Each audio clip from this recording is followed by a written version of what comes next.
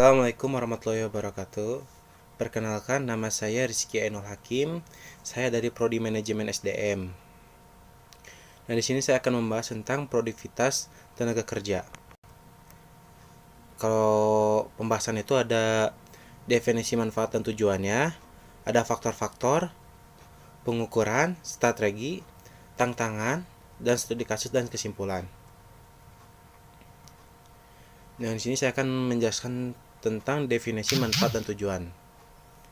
Definisi produktivitas tenaga kerja adalah ukuran efisiensi yang menunjukkan beberapa banyak output barang atau jasa yang dihasilkan oleh tenaga kerja dalam suatu tertentu. Ini dapat dihitung dengan membagikan total output dan jumlah jam kerja atau jumlah pekerjaan.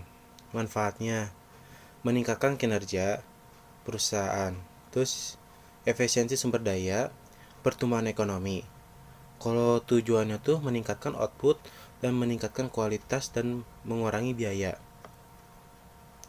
Terus ada faktor yang mempengaruhi produktivitas. Kemampuan dan keterampilan, tingkat pendidikan, keterampilan dan pengalaman. Kesehatan, kondisi fisik dan mental yang baik.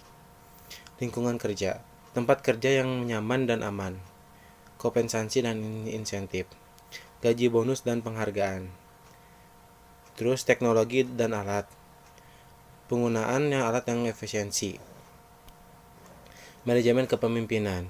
Gaya kepemimpinan yang sportif. Pelatih. Pengembangan keterampilan melalui pelatihan. Jam kerja dan istirahat. Jam kerja yang wajar atau istirahat yang cukup. Motivasi dan kepuasan, yaitu kepuasan dan motivasi intrinsik. Terus ada pengukuran produktivitas kerja. Pengukuran produktivitas tenaga kerja adalah satu proses untuk meningkatkan beberapa efisiensi tenaga kerja dalam menghasilkan output atau mencapai tujuan organisasi. Ada beberapa metode dan pendekatan yang dapat digunakan untuk mengukur produktivitas tenaga kerja, tergantung pada jenis industri, pekerjaan, dan tujuan pengukuran itu sendiri. Yaitu ada output per worker, rasio pendapatan per karyawan, rasio laba karyawan, indeks produktivitas multifaktor, atau pengukuran efisiensi dan kualitas. Ada juga strategi meningkatkan produktivitas. Yang satu ada pelatihan dan pengembangan karyawan. Yang kedua ada meningkatnya ketertiban karyawan. Yang keempat penggunaan teknologi. Yang keempat manajemen waktu yang efektif. Yang kelima mencapai lingkungan yang kerja yang positif. Yang keenam penyusunan tujuan yang jelas. Yang ketujuh penyusunan tujuan dan jelas. Yang kedelapan fleksibel kerja. Yang kesembilan ada program kesehatan dan kesejahteraan. Yang kesepuluh ada pengembangan budaya inovasi. Kalau studi kasusnya tuh dari PT Unilever Indonesia meningkatkan produktivitas melalui digital dan pelatihan karyawan dengan menerapkan teknologi Smart Factor Unilever, mengoptimalkan efisiensi atau operasional, dan memantau produktivitas tenaga kerja secara real time yang membantu mengukur pemborosan dan meningkatkan daya saing.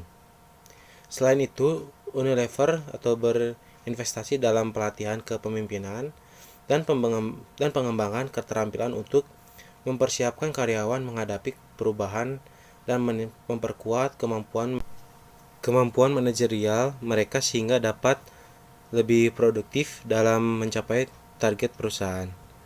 Kesimpulannya, produktivitas tenaga kerja merupakan kunci bagi efisiensi dan kesuksesan. Perusahaan membawa manfaat seperti peningkatan laba efisiensi, sumber daya, dan kontribusi terhadap pertumbuhan ekonomi. Untuk meningkatkan produktivitas perusahaan yang perlu memperhatikan faktor-faktor seperti pelatihan, lingkungan kerja, kompensasi, teknologi, serta kesehatan dan kesejahteraan karyawan.